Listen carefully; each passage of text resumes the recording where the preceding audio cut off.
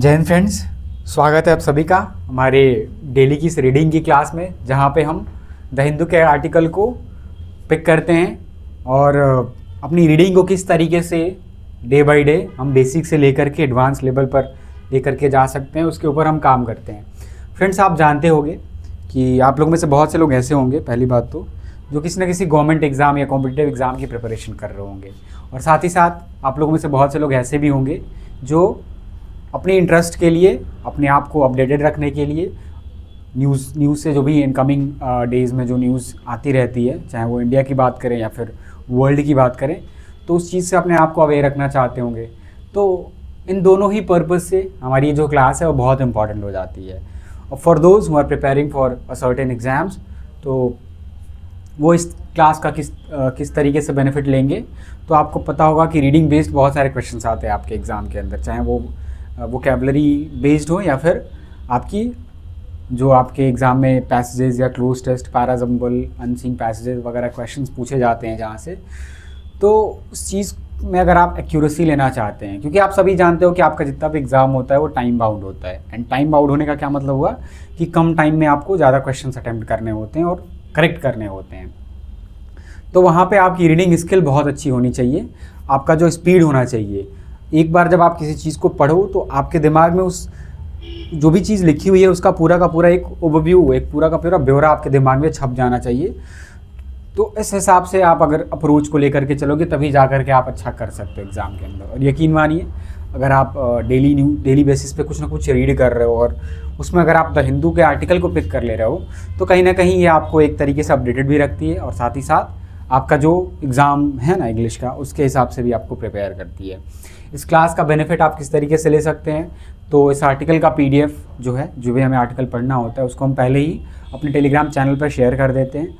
वहाँ पे आप जाकर के इसको एक बार खुद से पढ़ सकते हैं। और जब इस क्लास को आप देख रहे होगे तो जब आपकी अंडरस्टैंडिंग, जब आपने पढ़ते टाइम यूज़ करी थी या जब आप पढ़े थे, तो जो आपको समझ में आया था उस टाइम पे खुद से, उसके साथ आप मैच कर सकते हैं इस क्लास में। और वहाँ पे आपको हाथों हाथ अपना एनालिसिस करने को मौका भी मिल जाएगा कि हाँ, आपने कहाँ पे क्या गड़बड़ी करी थी, किस चीज़ को किस तरीके से अप्रोच किया था और मीनिंग उसकी क्या निकाली थी। ठीक है, तो इस चीज़ के साथ में हम चलिए आगे बढ़ते हैं और देखते हैं आज का जो आर्टिकल है वो ट्यूबरक्लोसिस से रिलेटेड है। पता होगा आपको, टीबी जो कि एक बहुत ही एक्सट्रीम हज़ार्ड है। अगर हम बात करें ऐसी country, India as a country के बारे में हम बात करें, क्योंकि इंडिया की पॉपुलेशन बहुत ही ज़्यादा है एंड हमारे यहाँ पे अगर स्मॉल परसेंटेज ऑफ केसेस है ना, अगर किसी भी डिजीज़ के निकल करके सामने आए तो बहुत ज़्यादा ही हो जाता है एक तरीके से। तो भले ही वर्ल्ड के पर्सपेक्टिव से वो बहुत ही नंबर के मामले में कम हो या परसेंटेज के मामले में कम हो, लेकिन इंडिया के लिए बहुत ज़्यादा वो कॉम्प्लिकेटेड या काफ़ी ज़्यादा प्रॉब्लमैटिक हो जाता है। तो क्योंकि टीबी की जो प्रॉब्लम है वो ना सिर्फ एक हेल्थ की प्रॉब्लम है, वो हमारी सोशल प्रॉब्लम भी है। इस चीज़ के अगर किसी परिवार, किसी हाउस होल्ड फैमिली को ये प्रॉब्लम हो जाती है किसी, एंड पता होगा आपको, एक कॉन्टेजियस डिजीज़ है ना, ये फैलता है, संक्रमण रोग है जो संपर्क से, कॉन्टैक्ट से काफ़ी तेज़ी के साथ में फैलता है। तो अगर किसी फैमिली में किसी मेम्बर को अगर ये टीबी हो गया तो उस फैमिली की जो भी सेविंग्स, इनकम होती है वो पूरी की पूरी इसी में जाना शुरू हो जाती है और वो कहीं ना कहीं फिर ठीक भी नहीं होता। ये हमें देखने को मिला है। तो चलिए हम शुरू करते हैं थोड़ा सा कि टीबी किस तरीके से इंडिया के अंदर एक सोशल और हेल्थ का हज़ार्ड है, यानी डेंजर है। तो सबसे पहले तो हाई डिजीज़ बर्डन है ये इंडिया के अंदर। हमने शुरू में ही डिस्कस किया, India has the largest number of TB cases. दुनिया भर में जितने भी टीबी के केसेस होते हैं, वहाँ पे इंडिया के अंदर जो केसेस है वो सबसे ज़्यादा है, सबसे ज़्यादा आंकड़ा है हमारे यहाँ पे। Putting heavy pressure on health care service, जिससे क्या होता है, हमारे यहाँ की जो हेल्थ केयर सर्विस है, डॉक्टर्स, हॉस्पिटल्स हो गई है ना, कम्युनिटी सेंटर्स हो गए, उनके ऊपर काफ़ी ज़्यादा बर्डन आ जाता है। देखिए हमारे यहाँ और भी बहुत सारी मेजर प्रॉब्लम है, पर अगर ये प्रॉब्लम भी हमारे यहाँ आ जाती है कंपाउंड होकर के, वो हमारे जो प्रेशर है हेल्थ केयर सर्विस के ऊपर उसको और भी ज़्यादा बढ़ा देती है। दूसरी प्रॉब्लम क्या है कि जो ड्रग रेजिस्टेंट टीबी होती है, इसको मैं पहले ही बता देता हूँ आपको। ये ड्रग रेजिस्टेंट टीबी क्या होती है, तो किसी भी बीमारी को ठीक करने के लिए आपको पता होगा you need to take a certain kind of medicine, है ना, एक मेडिसिन आपको फॉलो करना होता है। बट कई बार क्या होता है, वो डिजीज़ जो होती है वो अपने आप को उस दवा के अनुकूल अपने आप के अपने म्यूटेशन को चेंज करके अपने आप को रेजिस्टेंट बना लेती है, यानी वो कितनी भी आप दवा खाएंगे तो उससे उसका असर नहीं पड़ेगा, ठीक है। तो वो क्या होता है, वही ड्रग रेजिस्टेंट टीबी होती है। तो rising MDR XDR TB makes, ये जो केसेस हैं अलग अलग मल्टी ड्रग रेजिस्टेंट जो टीबी मेक्स ट्रीटमेंट लॉन्गर। इससे क्या होता है, ट्रीटमेंट काफ़ी लंबी खिंच जाती है, काफ़ी महंगी हो जाती है और मुश्किल हो जाता है काफ़ी ज़्यादा इसको क्योर करना भी। अफेक्ट्स द पुअर मोस्ट, इसकी वजह से पुअर जो हमारी कंट्री का है, पता होगा हमारी कंट्री में अभी भी बहुत बड़े पॉपुलेशन ऐसी है जो पुअर है, तो उनको सबसे ज़्यादा इम्पैक्ट पड़ता है इस चीज़ का। ओवर क्राउडिंग, माल न्यूट्रिशन और साथ ही साथ जो ख़राब हाइजीन है उसकी वजह से टीबी जब बहुत ज़्यादा फैलता है कहाँ पे, लो इनकम कम्युनिटीज़ के अंदर, है ना, जिनकी क्योंकि वहाँ पॉपुलेशन बहुत ज़्यादा होती है ना, और पॉपुलेशन होती है तो न्यूट्रिशन का वो ध्यान नहीं रख पाते हैं प्रॉपरली, और साथ ही साथ हाइजीन भी बहुत ज़्यादा पुअर रहता है। तो इन सब की वजह से अब जो पुअर होता है उनके ऊपर ज़्यादा इम्पैक्ट देखने को मिलता है। नेक्स्ट देखिए stigma and social impact. Stigma इसको लेकर के क्या है इसको लेकर के जो दिमाग में एक है ना, समाज के अंदर जो एक कलंक नाम पे जो एक है ना, डिसग्रेस के नाम पे जो बना हुआ है दिमाग में लोगों के, वो क्या, और साथ ही साथ इसका सोशल इम्पैक्ट क्या होता है। तो टीबी के जो पेशेंट्स होते हैं वो डिस्क्रिमिनेशन फेस होते हैं, पता होगा आपको, कफ है ना, एक लंग को काफ़ी ज़्यादा इम्पैक्ट करता है ये, तो कफ हो गया है ना, या साथ ही साथ खांसी, जो जितने भी जुकाम वगैरह काफ़ी ज़्यादा होना शुरू हो जाता है, कोल्ड वगैरह, ठीक है, तो उसको लेकर के काफ़ी ज़्यादा डिस्क्रिमिनेशन भी देखने को मिलता है ना। जॉब लॉस हो जाती है, शादी रिलेटेड स्टिग्मा हो जाती है, और साथ ही साथ मतलब महिलाओं को ज़्यादातर इसका इम्पैक्ट देखने को मिलता है, ठीक है। Loss of productivity and income burden, साथ ही साथ इससे आपकी प्रोडक्टिविटी भी काफ़ी कम हो जाती है, और साथ ही साथ इकोनॉमिक बर्डन भी बढ़ता जाता है, बोझ भी होता जाता है। TB hits the working age population, ज़्यादातर ये वर्किंग एज पॉपुलेशन को ही हिट करती है। कॉजिंग इनकम लॉस, जिससे क्या होता है उनका इनकम भी लॉस हो जाता है, इनकम का जो सोर्स है वो लॉस हो जाता है फैमिलीज़ के लिए, एंड साथ ही साथ जो नेशनल प्रोडक्टिविटी है, कोई भी इंसान एक देश के लिए है ना, अपनी फैमिली के लिए तो प्रोडक्टिव होता ही होता है, साथ ही साथ पूरे देश के लिए भी प्रोडक्टिव होता है, क्योंकि अगर उसने जन्म लिया है तो उसका काम करना बहुत इंपॉर्टेंट है, काम करके वो किसी भी कंट्री के इकॉनमी में कंट्रीब्यूट करता है, तो उसके लिए उसका काम करना बहुत इंपॉर्टेंट हो जाता है। लेकिन जब वो इंसान बीमार पड़ने लगता है, उसकी प्रोडक्टिविटी डिक्रीज़ होने लगती है, तो इससे एज अ नेशन भी उसकी प्रोडक्टिविटी, नेशन के तौर पर भी उसकी प्रोडक्टिविटी क्या होने लगती है, धीरे धीरे कम होने लगती है। तो ये कुछ प्रॉब्लम्स होती हैं, जो प्रॉब्लम है जो कि टीबी को सोशल और हेल्थ के मामले में काफ़ी ज़्यादा डेंजर बना देती हैं। चलिए आज के आर्टिकल में आए हुए हम वर्ड्स को देख लेते हैं एक बार, बहुत अच्छे वर्ड आए। विगर पहला वर्ड है, विगर का मतलब क्या होता है, स्ट्रेंथ, एनर्जी या फोर्स, है ना, साहस, that is called vigour. Energy, vitality, robustness या फिर डायनामिज्म। मिक्स्ड बैग क्या होता है, एक फ्रेज है ये, मिक्स्ड बैग का मतलब a combination of good and bad results, एक कॉम्बिनेशन, एक मिक्सचर जो कि है अच्छे और बुरे रिजल्ट्स का, that is called mixed bag. Mixed outcome या ब्लेंड, है ना, ब्लेंड का मतलब क्या होता है, mixture. Next word is saga. Saga बहुत अच्छा वर्ड है, लॉन्ग एंड कॉम्प्लिकेटेड स्टोरी, यानी एक ऐसी स्टोरी जो पहली बात तो लॉन्ग हो, बहुत लंबी हो, और साथ ही साथ काफ़ी ज़्यादा कॉम्प्लिकेटेड हो, समझने में भी बहुत मुश्किल होता है उस कहानी को। क्रॉनिकल, टेल या नैरेटिव भी आप इसको कह सकते हैं। शौरभ, शौरभ का मतलब क्या होता है, तो शौरभ का मतलब होता है टू स्ट्रेंथन और सपोर्ट, यानी किसी चीज़ को, मान लीजिए पानी के अंदर कोई चीज़ डूब रही हो और अगर आपने उसको किनारे पर ला दिया तो दैट मीन्स कि आपने उसको सहारा दे दिया, डूबने से बचा लिया, उसकी मजबूती दे दी आपने, तो दैट इज कॉल्ड शौरभ। रीएनफोर्स या बॉल्स्टर भी आप इसको कह सकते हैं। ससेप्टेबल क्या होता है, ससेप्टेबल का मतलब होता है नाजुक, लाइकली टू बी अफेक्टेड, यानी कोई भी ऐसी चीज़ तो बहुत ज़्यादा वीक होती है किसी भी चीज़ से अफेक्ट होने के लिए, प्रभावित होने के लिए, that is called susceptible. Vulnerable, prone या सेंसिटिव भी आप इसको कह सकते हैं। स्टार्क क्या होता है, तो स्टार्क है समथिंग हार्श, शिवियर, ओबियस, यानी कोई भी ऐसी चीज़ जो आपको देखने में ही क्या लगे, अपसेटिंग लगे, दैट इज कॉल्ड स्टार्क, परेशान कर देने वाली लगे, that is stark. Grim, clear या ब्लंट भी आप इसको कह सकते हैं। डिस्पैरिटी क्या होती है, डिस्पैरिटी इज इनइक्वालिटी, असमानता, डिफरेंस या इनइक्वालिटी। इम्बैलेंस, गैप या इनिक्विटी भी आप इसको कह सकते हैं। डिस्पैरिटी, है ना, पार वर्ड का मतलब क्या होता है, इक्वल, और डिस लग गया तो दैट मीन्स कि डिस्पैरिटी हो गई, यानी बराबर से उल्टा हो गया, दैट इज डिस्पैरिटी। इंक्रीमेंटल क्या होता है, तो कोई भी ऐसी चीज़ जो धीरे धीरे होती है, और मतलब कोई भी चीज़ जो धीरे धीरे होती है और छोटे छोटे इंप्रूवमेंट के साथ में होती है, that is called incremental. Step by step या ग्रेजुअल भी आप इसको कह सकते हैं, ठीक है। चलिए हम अपने आर्टिकल की तरफ आगे बढ़ते हैं और देखते हैं किस तरीके से हम इस आर्टिकल का यूज़ करके अपनी रीडिंग का जो स्किल है उसको एनहांस करने की कोशिश करते हैं। आज का सेकंड आर्टिकल है हमारे पास पढ़ने के लिए, ध्यान से देखिएगा ज़रा। आर्टिकल का जो टाइटल है that is swing but do not miss. Swing का मतलब क्या होता है तो पता होगा, ये वर्ड स्पोर्ट से लिया गया है। स्पोर्ट में अगर हम बात करें क्रिकेट की तो वहाँ पता होगा आपको, जब एक बॉलर स्विंग कराता है तो उसकी जो बॉल होती है बहुत तेज़ी से आगे बढ़ती है और काफ़ी ज़्यादा सक्सेसफुल बॉल मानी जाती है, काफ़ी ज़्यादा अच्छी गेंदबाजी मानी जाती है वहाँ पे। इससे अगर कोई भी bowler if he is capable of doing so, तो swing but do not miss, यानी ये भी यहाँ पे भी कह रहा है कि सरकार जो भी कर रही है उसमें बिल्कुल तेज़ी तो अच्छी बात है अगर आ रही है तो, लेकिन वो डू नॉट मिस, लेकिन किसी भी एस्पेक्ट को मिस नहीं करना चाहिए। लेकिन ये चीज़ को ध्यान रखना है कि जो भी पॉपुलेशन है सबको ट्रीटमेंट है ना इक्वली और मिलना चाहिए, है ना, और जो भी प्रॉब्लम्स हैं इसको लेकर के उसको रिजोल्यूशन के साथ में सरकार को आगे बढ़ना चाहिए। इंडियाज़ बैटल अगेंस्ट, इंडिया की जो लड़ाई है किसके खिलाफ, ट्यूबरक्लोसिस यानी टीबी के खिलाफ, विल नीड, उसको ज़रूरत है किस चीज़ की, रीन्यूड विगर एंड फोकस की, यानी सबसे पहले तो रिन्यूअल यानी एक नए तरीके की विगर की यानी स्ट्रेंथ की या एनर्जी की, और साथ ही साथ फोकस की यानी फोकस को भी ध्यान में रखना है और नई एनर्जी के साथ में आना है। आगे देखिए, द वर्ल्ड हेल्थ ऑर्गेनाइजेशन यानी WHO ग्लोबल ट्यूबरक्लोसिस रिपोर्ट यानी वर्ल्ड हेल्थ ऑर्गेनाइजेशन की जो रिपोर्ट रही है 2025 की, was a mixed bag for India. वो एक मिक्स्ड बैग रही है किसके लिए, इंडिया के लिए। वो एक मिक्स्ड बैग थी इंडिया के लिए, यानी इसमें अच्छी चीज़ें भी थी और बुरी चीज़ें भी थी।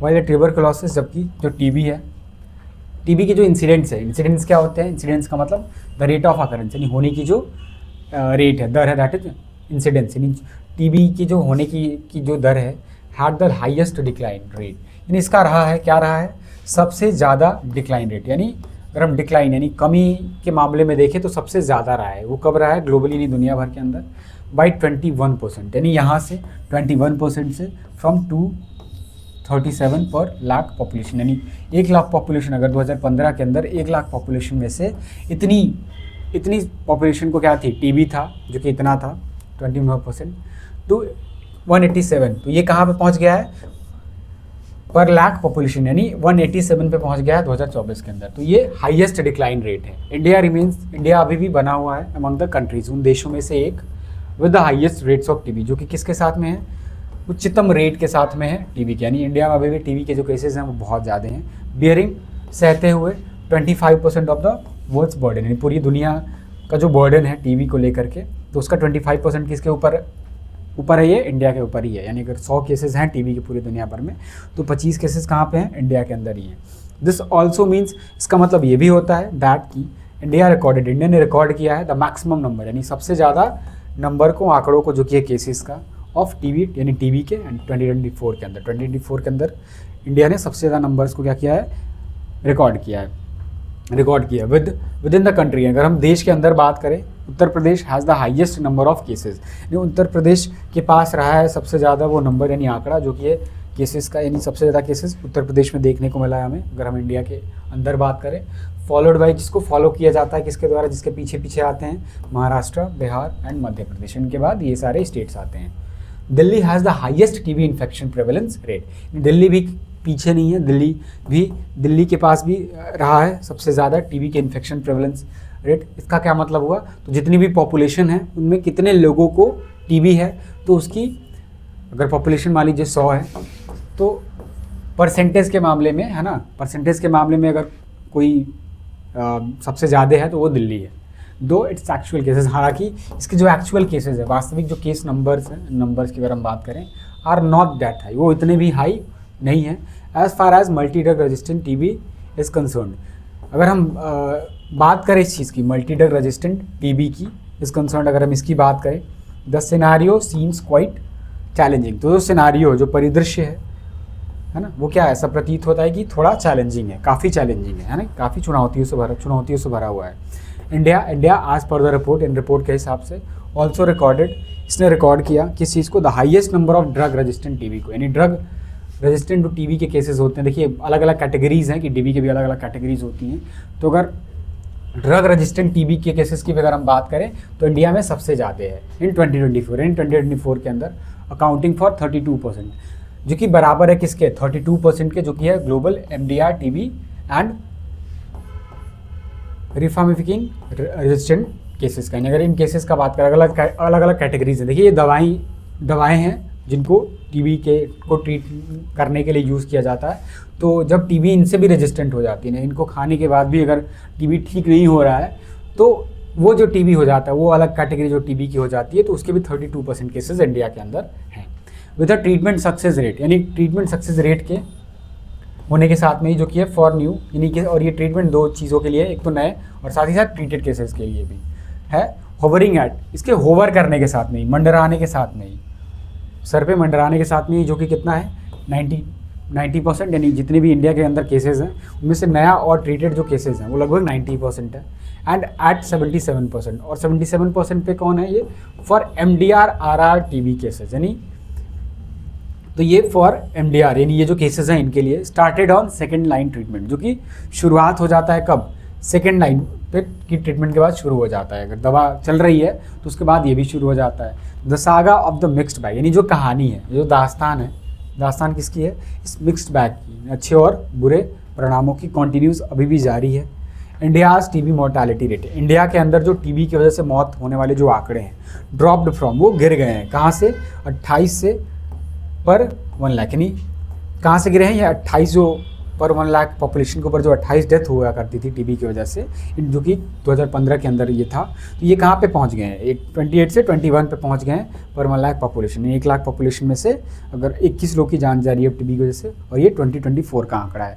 डिस्पाइट दिस इम्प्रूवमेंट, बावजूद इस इम्प्रूवमेंट के, the figure is still over 3 times, जो फिगर है, आंकड़ा है, वो अभी भी ज़्यादा है 3 गुने से। और ये कितना ज़्यादा है, higher than the government's elimination target, यानी गवर्नमेंट का जो एलिमिनेशन टारगेट था उससे 3 गुना ज़्यादा, यानी एक टारगेट फिक्स किया था कि गवर्नमेंट ने कि हाँ हम इतने नंबर ऑफ केसेस को कम कर देंगे, बट उससे 3 गुने ज़्यादा है अभी के मामले में। India has missed the target, India ने मिस कर दिया है किस चीज़ को, उस टारगेट को, इट्स सेट फॉर इटसेल्फ, जो इसने अपने आप के लिए सेट किया था। वो टारगेट क्या था, having advanced for itself the aim to eliminate TB, यानी आगे बढ़ गया था अपने आप के लिए उस एम को लेकर के, जो कि था एलिमिनेट करने का, ख़त्म कर देने का टीबी को, और वो क्या था बाय 2025। और ये 2025 तक, मतलब इंडिया ने, अभी मैं आगे पढ़ लेते हैं, 5 years बिफोर, ये 5 साल पहले था द ग्लोबल टारगेट ऑफ 2030, यानी पूरी दुनिया ने टारगेट किया था कि 2030 तक टीबी के जो केसेस हैं उनको ख़त्म कर देंगे। बट इंडिया ने 5 साल पहले ही इस टारगेट को अचीव करने की के लिए टारगेट सेट कर दिया था। तो कहीं ना कहीं इस टारगेट को भी इंडिया मिस कर चुका है अभी तक। वाइल इंक्रीमेंटल गेन्स, जबकि ये जो छोटे छोटे स्टेप बाय स्टेप होने वाले जो गेन्स हैं, फ़ायदे हैं, हैव नॉट शोड अप, इन्होंने सपोर्ट नहीं किया है, मजबूती नहीं दी है टू अ ड्रामेटिक रिजल्ट को, यानी इनसे कोई बहुत बड़ा रिजल्ट, ड्रामेटिक क्या होता है, बहुत ही बड़ा, सिग्निफिकेंट कोई रिजल्ट नहीं निकल करके सामने आया है। दिस इंडीड हैज़ मेंट, तो वास्तव में इसका दिस इंडीड हैज़ मेंट, इसका मतलब ये भी होता है सेवरल मिलियन लाइफ्स, यानी लाखों की संख्या में जो जिंदगियां हैं सेव्ड, उनको बचा लिया गया है ओवर द ईयर्स, यानी कई सालों के अंदर। इन दिस इस तरीके से फिर there is hope for a successful TB control, यानी एक उम्मीद की जा रही है, यानी काफ़ी सारी ज़िंदगियों को भी बचाया गया है ना, क्योंकि वो डेथ भी तो कम हुआ है ना। There is hope for a successful TB control, एक उम्मीद की जा रही है सक्सेसफुल टीबी कंट्रोल के लिए, ये प्रोग्राम के लिए, इन अ कंट्री, एक ऐसे देश में दैट हैज़ बिन बैटलिंग, जो कि लड़ रही है, किससे लड़ रही है, टीबी से, फॉर डिकेड्स, यानी दशकों से। पता होगा आपको टीबी बहुत ही पुरानी बीमारी है इंडिया के अंदर। अमंग द फैक्टर्स, अगर हम फैक्टर्स के बीच में बात करें, दैट हैव, जिन्होंने क्या किया है, कॉन्ट्रीब्यूट किया है, यानी लेकर के आए हैं किसको, इन गेन्स को, इन फ़ायदों को, इंक्लूड, इसमें शामिल होते हैं, अभी क्या क्या शामिल करता है, इंक्लूड शामिल है, हार्नेसिंग एडवांस टेक्नोलॉजीज़, यानी फ़ायदा लेना, किस चीज़ का, हार्नेस का मतलब क्या होता है, किसी चीज़ का फ़ायदा लेना, किस चीज़ का, एडवांस टेक्नोलॉजीज़ का, यानी एडवांस टेक्नोलॉजी आई तो टीबी के अंदर भी इसका फ़ायदा लिया गया है। और ये टेक्नोलॉजीज़ कौन कौन सी हैं, इंक्लूडिंग AI, जिसमें शामिल है AI और नए टूल्स भी। और ये टूल्स कैसे हैं, मॉलिक्यूलर डायग्नोसिस के लिए, यानी छोटे छोटे डायग्नोसिस, मतलब एकदम अंदर से प्रॉब्लम को आइडेंटिफाई करने वाला डायग्नोसिस, यानी किसी बीमारी का पता लगाने के लिए हैं, ऐसी AI टेक्नोलॉजीज़ को यूज़ किया जा रहा है। एंड रैपिड डिटेक्शन, और जो बहुत ही तेज़ी के साथ में जो डिटेक्शन है किस चीज़ का, इन्फेक्शन का, और साथ ही साथ संक्रमण का, और साथ ही साथ रेजिस्टेंस का, तो कहीं ना कहीं इसने भी काफ़ी इंपॉर्टेंट रोल प्ले किया है। फैसिलिटेट करने का जो काम था, आसान बनाने का जो काम था, किस चीज़ को, बेटर न्यूट्रिशन को, ताकि प्रिवेंट किया जा सके, रोक दिया जा सके टीबी को इन ससेप्टेबल पॉपुलेशन, यानी ऐसी पॉपुलेशन के लिए जो कि काफ़ी ज़्यादा वनरेबल है, काफ़ी ज़्यादा कमज़ोर है इस चीज़ को लेकर के। तो वहाँ पे जो न्यूट्रिशन को प्रोवाइड किया गया, इसकी फैसिलिटी प्रोवाइड करी गई। और स्कीम, एक ऐसा स्कीम जो कि टेलर्ड है, जिसको सपोर्ट मिला कि वो एड्रेस कर सके, जिसको तैयार किया गया। टेलर्ड का मतलब क्या होता है? तैयार करना किसी चीज़ को, ताकि एड्रेस किया जा सके ड्रग रेजिस्टेंट फॉर्म्स को, यानी ड्रग रेजिस्टेंट का जो ये टीबी का जो रूप है अलग से, उसको ऑफ टीबी का। एंड इंट्रोडक्शन, और जो इंट्रोडक्शन है लाने का जो काम है, किसको? ऑफ न्यूअर थेरेपीज का, नई नई थेरेपीज़ का, इंक्लूडिंग BPLM, एक तरीके की थेरेपी है ये। तो इन सारी चीज़ों ने काफ़ी ज़्यादा कंट्रीब्यूट किया है इन गेम्स के अंदर। The national TB elimination programme, यानी जो हमारा ये प्रोग्राम है, that is national TB elimination programme, has set itself, इसने अपने आप को सेट किया है, निर्धारित किया है ऑन अ प्रोग्रेसिव पाथ, यानी एक प्रोग्रेसिव पाथ दिखाया इसने फॉर द फ्यूचर, यानी फ्यूचर के लिए। बट अनलेस, लेकिन अगर ऐसा नहीं होता है, क्या नहीं होता है? क्रूशियल इश्यूज़, यानी जो भी बहुत ही क्रूशियल यानी क्रिटिकल जो मुद्दे हैं, जैसा कि सच एज गैप्स, जो कि गैप्स होती हैं। गैप्स किस में? तो डायग्नोसिस में। डायग्नोसिस मतलब बीमारियों का पता लगाने में, पर्टिकुलरली इन रूरल एरियाज, यानी गांव के इलाकों में अगर हम बात करें तो। टेकिंग केयर ऑफ स्टॉक, ध्यान रखने का जो काम है, किसका? स्टॉक, यानी काफ़ी ज़्यादा अपसेट करने वाले सोशियो इकोनॉमिक डिस्पैरिटीज़ का, यानी सोसाइटी के अंदर भी जो सोसाइटी के बेसिस पे और साथ ही साथ इकोनॉमिक बेसिस पे जो डिस्पैरिटीज़ हैं, इनइक्वालिटीज़ हैं, तो इसका ध्यान रखने का जो काम है।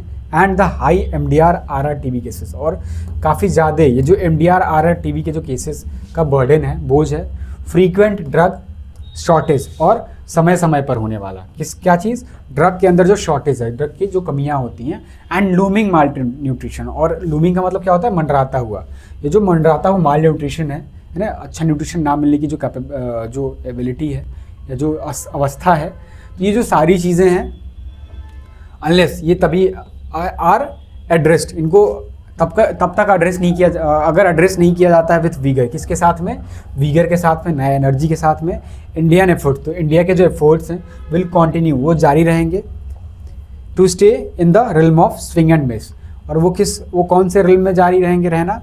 कि वो रहेंगे कहाँ पे? इन द रिल्म, उस दायरे में, उस दायरे यानी रिल्म में, उस रेंज में जो कि है स्विंग करने का एंड मिस करने का, यानी तेज़ी तो आएगी बट कहीं ना कहीं चीज़ों को मिस भी करते हुए ये प्रोग्राम का जो ट्रू पोटेंशियल है वो यूज़ नहीं हो पाएगा। ठीक है, क्योंकि यहाँ पर टारगेट है कि माल न्यूट्रिशन को भी हैंडल करना है ना, अलग अलग डिस्पैरिटीज़ को भी हमें थोड़ा सा सॉल्व करना है। ठीक, तो क्योंकि these are the very crucial things when we talk about TB, है ना। टीबी के अंदर ये चीज़ें काफ़ी इंपॉर्टेंट हो जाती है, क्योंकि एक इंसान के लिए टीबी बहुत नॉर्मल बीमारी हो सकती है, लेकिन वही किसी ऐसे इंसान के लिए जिसकी इकोनॉमिक कंडीशन बहुत अच्छी नहीं है ना, रूरल एरिया से बिलोंग करता है, ठीक है, माल न्यूट्रिशन की प्रॉब्लम पहले से ही है, तो कहीं ना कहीं टारगेटेड है ना, टारगेट करके सरकार को इस प्रोग्राम को चलाना चाहिए, सो दैट हम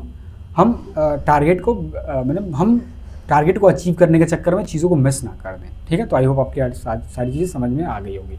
चलिए हम क्वेश्चन को देख लेते हैं। What does the article primarily urge India to do in fight with against, मतलब इंडिया को अगर फाइट करना है टीबी से तो आर्टिकल क्या बताता है, क्या करना चाहिए इंडिया को? Reduce spending on TB because cases are declining, no. Strengthen efforts to meet the TB elimination goal, देखते हैं आगे। Shift focus to other infectious disease, no. Stop using advance technologies, no. हमारा आंसर क्या हो जाएगा? B will be the correct answer here. What does the author imply by using the metaphor swing but do not miss, मतलब जो article में use किया ना ये वर्ड, इसका क्या मतलब होता है? बेसिकली इस आर्टिकल में एक क्वेश्चन में यही पूछा गया है। India is over confident about eliminating TB, no. India should stop making efforts that the target is unreachable, no. India is in a position to succeed but must act carefully, बिल्कुल हमारा answer क्या हो जाएगा? एक ऐसे position पे जहाँ पे हम सक्सीड तो कर सकते हैं, लेकिन हमें काम थोड़ा सावधानी से करना चाहिए। Which of the following factors has helped India make progress in TB control as per the article? Article के हिसाब से किन चीज़ों ने टीबी कंट्रोल के अंदर हेल्प किया है इंडिया को? Using I N molecular diagnostic tools, हमारा आंसर क्या हो जाएगा? A. Avoiding new technologies, no. Reducing nutritional support, no. Ignoring drug resistant TB strains, no, है ना। तो आंसर हमारा क्या हो जाएगा? A will be the correct answer ये। ठीक है, तो आई होप आपको ये आर्टिकल समझ में आया होगा। और अगर आप इन दोनों का PDF लेना चाहते हैं तो we have our Telegram channel Edify English hub, यहाँ पे आप इसका PDF एक्सेस कर सकते हो। साथ ही साथ हमारा जो इंस्टाग्राम हैंडल है वहाँ पे आप हमें ज्वाइन कर सकते हैं हमारी क्लासेस से रिलेटेड अपडेट को पाने के लिए। और साथ ही साथ अगर आप इंटरेस्टेड हो विजुअल रिप्रेजेंटेशन के थ्रू वोकैबुलरी इडियम सीखने की, ठीक है, तो आप हमें यहाँ पे भी कनेक्ट कर सकते हैं। तो आज का क्लास थोड़ा छोटा ही था, ठीक है, क्योंकि आर्टिकल उतना पढ़ने में आसान था और ज़्यादा कुछ था नहीं इसके अंदर। ठीक है, तो आज के लिए बस इतना ही, मिलते हैं आपसे नेक्स्ट आर्टिकल में, तब तक के लिए थैंक यू, जय हिंद।